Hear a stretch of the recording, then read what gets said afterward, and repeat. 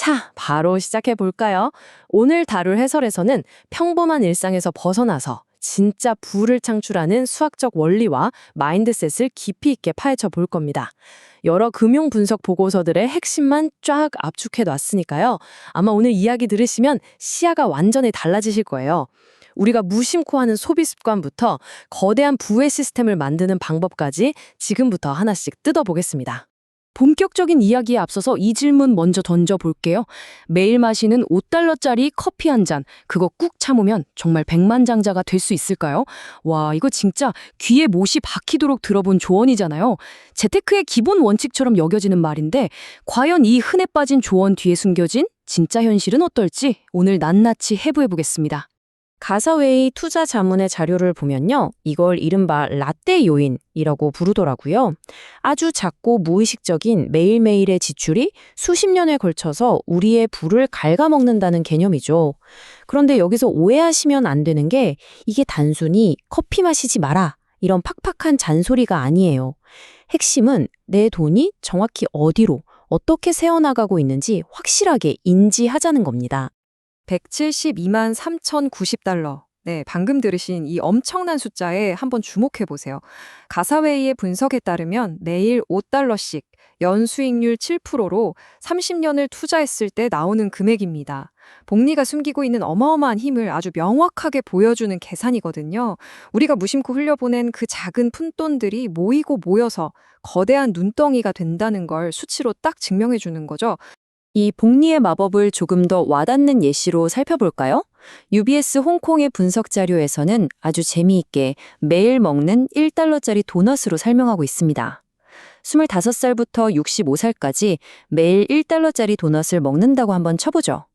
연간 비용으로 따지면 고작 365달러밖에 안 되잖아요. 그런데 여기에 2%의 인플레이션, 그리고 만약 그 돈을 투자했다면 얻었을 5%의 수익률, 기회비용까지 싹 다 합치면 어떻게 될까요? 은퇴할 시점에는 무려 62,577달러라는 어마어마한 손실이 되어버립니다. 한마디로 오늘 무심코 쓴 1원은 미래에 잃어버릴 수많은 1원과 같다는 사실을 완벽하게 보여주는 셈이죠. 근데 진짜 문제는 커피랑 도넛만이 아니라는 겁니다.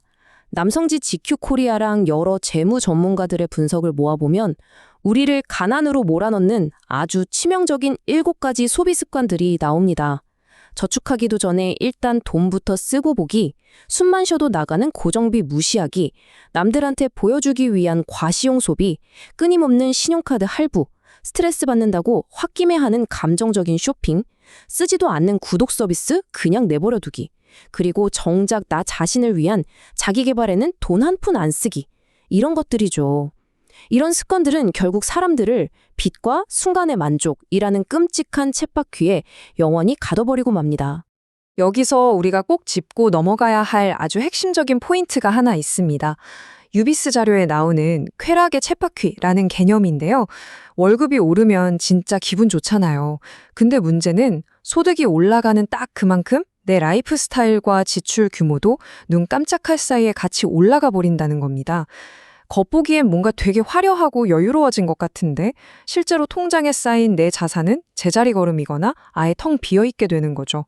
버는 족족 다 써버리니까 결국 손에 쥐는 건 아무것도 없게 되는 겁니다. 자, 그럼 이제 딱딱한 수학 계산은 잠시 내려놓고 사람들의 심리를 한번 들여다볼게요. 가난한 사람과 중산층은 사치품을 가장 먼저 사고 부자는 사치품을 가장 마지막에 산다. 우와, 이거 정말 뼈 때리는 문장 아닙니까? 방금 우리가 살펴본 그 나쁜 소비 습관들이랑 너무 정확하게 맞아떨어지죠. 이 명언은 진짜 부자들과 평범한 사람들의 지출 타이밍이 도대체 얼마나 극명하게 다른지를 아주 묵직하게 찔러줍니다. 한 개발자 블로그에 요약된 그 유명한 부의 추월차선 자료를 보면 사람들이 흔히 걷게 되는 2가지 길을 아주 흥미롭게 비교해 놓았습니다. 첫 번째는 인도, 즉 사람들이 걷는 보도입니다. 아까 말한 즉각적인 만족이나 빚, 그리고 그냥 편안한 상태에만 안주하는 아주 위험한 삶의 방식이죠. 그럼 두 번째는 어떨까요? 바로 서행차선입니다.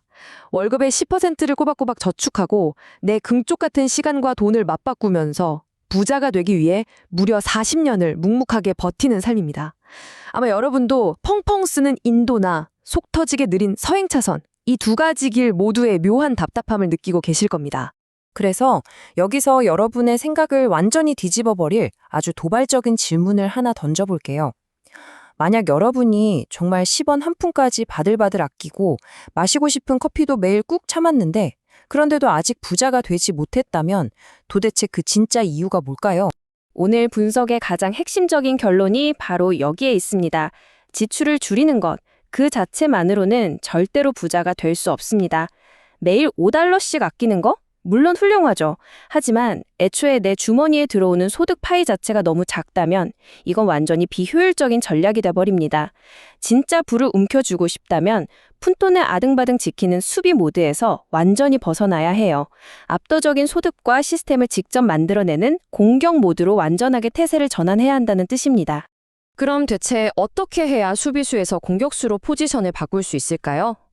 그 해답은 소비자와 생산자의 마인드셋 차이에 있습니다. 아까 말씀드린 부의 추월차전에 올라타려면 게임에서 승리하는 팀인 생산자 팀으로 아예 소속을 바꿔야 해요. 소파에 누워서 TV를 보고 상품을 사들이기만 하는 소비자가 아니라 내가 직접 상품을 팔고 이자를 벌어들이고 사람들을 끌어모으는 컨텐츠와 시스템을 기획하는 생산자가 되어야 한다는 겁니다. 남들이 금 캔다고 곡괭이 들고 땅 팔 때 옆에서 그 곡괭이를 파는 사람이 되어야 한다는 거죠. 좁다는 건 알겠는데 그럼 도대체 어떻게 생산자가 되냐고요? 자료에 따르면 추월차선으로 진입하기 위한 5가지 절대 계명이 있습니다. 앞글자를 따서 NECST, 즉 넥스트 법칙이라고 부르는데요. 첫째, 사람들의 진짜 문제를 해결해주는 필요. 둘째, 아무나 함부로 따라할 수 없는 진입장벽.